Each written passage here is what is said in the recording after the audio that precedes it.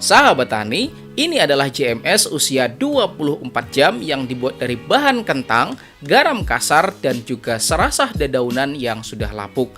Dan larutan ini benar-benar luar biasa karena berisikan mikroorganisme yang dapat suburkan tanah pertanian kita. Mantap ya sahabat tani. Dan buat yang belum tahu bagaimana sih kira-kira cara pembuatannya, maka silakan ya sahabat tani tonton setelah ini pada video yang ini, oke?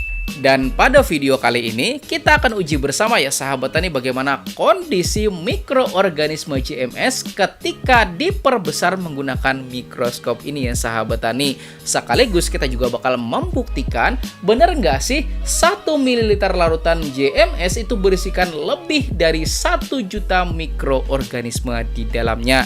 Dan jika memang benar, maka bayangkan kalau Anda berikan pada lubang tanam Anda dengan kisaran itu 50 ml gitu ya sahabat tani per lubang tanamnya, maka pasti akan sangat-sangat banyak mikroorganisme yang Anda tambahkan pada lahan pertanian Anda. Gimana?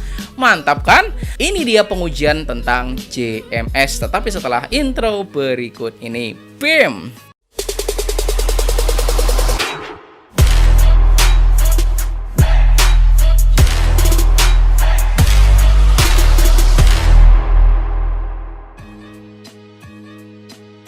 Sebelum kita mulai videonya, sahabat tani silahkan klik dulu tombol jempolnya yang banyak itulah jempol, dan jempol. Mudah-mudahan video ini bisa bermanfaat untuk semua orang. Amin.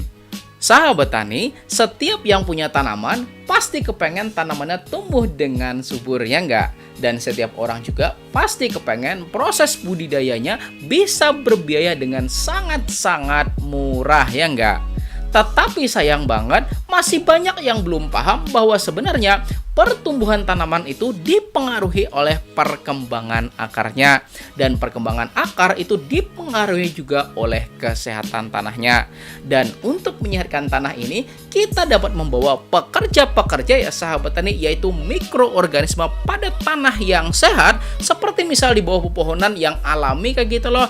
Kemudian kita bawa ke lahan pertanian kita, dan itu nggak banyak kok, cukup segenggam aja loh ya sahabat tani. Ternyata dapat suburkan tanaman kita itu sebanyak kira-kira 200 sampai 500 tanaman, ya nggak ya sahabat tani, dengan membuatnya menjadi JMS atau Jadam Microbial Solution. Oke, mari kita lakukan pengujian mikroskopiknya. Ayo. Pengujian pertama, kita ambil sampel mikroorganisme JMS usia 24 jam sebanyak 1 ml. Nah, ini 1 ml ya sahabat tani, dikit ya. Kemudian kita siapkan alat bantu pengamatannya. Nah, ini adalah preparat ya sahabat tani, tempat buat menaruh sampelnya. Kemudian kita taruh sebanyak 1 tetes larutan JMS. Dan asal sahabat tani tahu ya, 1 tetes larutan JMS itu hanya 0,05 ml atau 1/20-nya dari 1 ml larutan. Wah, dikit gitu ya sahabat tani. Dan mari kita lihat bersama bagaimana kondisi mikroorganismenya. Ternyata memang ada ya sahabat tani, dan ini tuh lumayan banyak kayak gitu loh. Dan masih ingat, ini tuh hanya 0,05 ml aja loh. Maka kalau Anda berikan pada tanah pertanian Anda, terutama pada lubang tanam Anda itu sebanyak 50 ml per lubangnya setelah pengenceran gitu ya sahabat tani, maka artinya jumlah mikroorganismenya itu pasti akan sangat-sangat banyak Anda berikan pada lahan pertanian Anda. Gimana?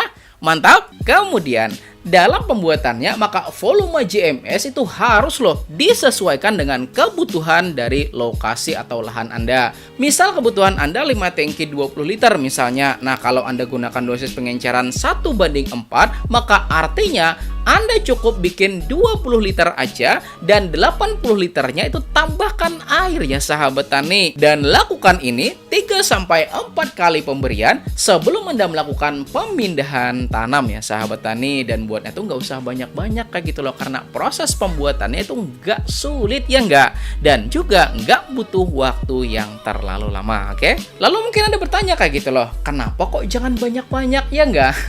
Karena begini, ketika Anda membuatnya lebih dari 20 liter, anggaplah misal 50 liter ya sahabat tani, dan Anda kepakainya setelah 24 jam itu cuma 20 liter misalnya, maka 30 liternya itu jangan dipakai lagi sebagai JMS kalau memang ternyata lebih dari 72 jam atau 3 hari. Maka mari kita lakukan pembuktiannya. Yuk.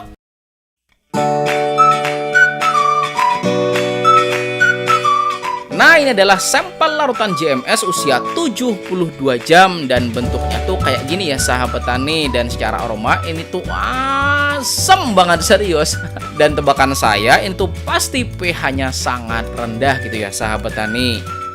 Sebelumnya, mari kita lihat dulu bagaimana kondisi mikroorganisme JMS atau Jadam Microbial Solution pada usia 72 jam.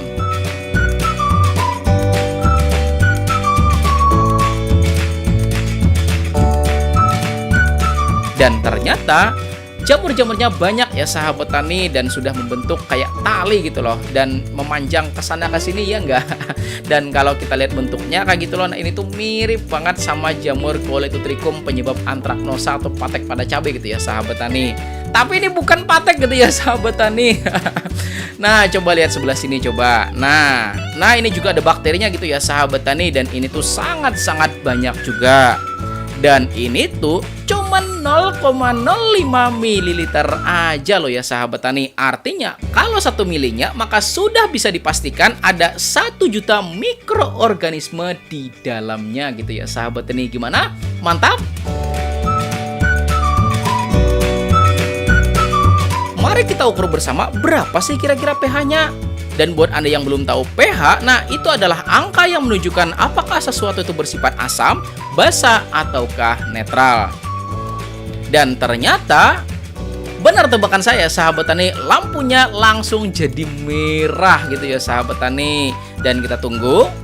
Ternyata pH-nya cuma 2,9 dan ini tuh sangat-sangat asam gitu ya sahabat tani. Nah, bayangin coba kalau Anda paksakan pengaplikasian JMS usia lebih dari 3 hari, maka artinya Anda memberikan larutan ber-pH asam pada lahan pertanian Anda. Maka apa yang bakal terjadi coba kalau diberikan yang asam-asam? Maka pH tanahnya bakalan langsung drop. Dan ketika drop, apa yang bakal terjadi coba? Dan itu kalau tanaman padi bisa asam-asaman loh ya sahabat tani. Dan sedikit informasi, nah asam-asaman pada tanaman padi itu terjadi karena pH pada areal pertanaman itu tuh drop gitu ya sahabat tani, atau asam. Makanya disebut asam-asaman ya enggak. Maka buat sahabat tani yang mengalami asam-asaman, ya solusinya apa? Bisa diberikan pengapuran atau pengaplikasian zinc sulfat yang rumusnya adalah ZnSO4. Itu juga bisa gitu ya sahabat tani, dan masih banyak lagi alternatifnya. Mungkin ada yang tanya gitu loh, emang berapa sih pH JMS di usia 24 jam ya enggak? Nah, mari kita lakukan pengujian gitu ya sahabat tani.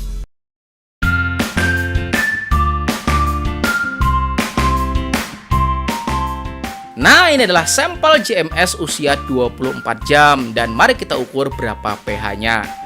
Ternyata 4,9. Nah, artinya lebih mendingan dibandingkan dengan yang tadi gitu ya sahabat tani, yang udah asam, bener gak? Dan coba lihat juga gitu ya sahabat tani, JMS usia 24 jam itu buatan teman-teman di sini. Dan yang ini, nah ini ada tambahan air kelapa gitu ya sahabat tani, dan sudah pasti bakal memicu pH-nya juga lebih rendah dibandingkan dengan tanpa air kelapa. Dan ternyata JMS-nya ber-pH 4,3. Artinya sudah jelas kan sekarang? Jadi lebih bagusan pengaplikasian JMS yang usia 24 sampai 72 jam aja, dan yang paling optimal itu ambil tengah-tengah berapa? 48 jam gitu ya sahabat tani, karena mikroorganisme di dalamnya itu juga udah banyak dan pH-nya nggak terlalu drop gitu ya sahabat tani. Lalu kalau seandainya misalnya kita punya larutan JMS kayak gitu loh yang kebetulan ternyata lebihan bikinnya, itu mesti dikemanain coba? Nah, maka saran saya gunakan buat bikin JLF atau Jadam Liquid Fertilizer sebagai tambahan nutrisi buat tanaman kita pada masa vegetatif. Dan bahannya tuh gampang banget loh ya sahabat tani, cuman dari rerumputan sisa kayak gitu loh. Nah, daripada kebuangan kita habis ngerumput kayak gitu ya sahabat tani, dan daripada dibakar ya enggak, mending dibikin pupuk organik cair aja ya sahabat tani ala Jadam, yaitu Jadam Liquid Fertilizer. Dan bagaimana cara bikinnya? Maka insya Allah pada episode selanjutnya kita akan buatkan tentang JLF. Maka klik tombol jempolnya ya sahabat tani jika Anda sukai video ini, dan bagikan lagi agar manfaatnya lebih besar lagi pada teman-temannya. Dan di sini gitu ya sahabat tani ada video-video yang saya rekomendasikan untuk Anda pelajari. Silahkan klik salah satu gitu ya sahabat tani. Insya Allah akan semakin menambah pengetahuan Anda tentang pertanian. Saya Rizal Ansar, saya akhiri, wassalamualaikum warahmatullahi wabarakatuh.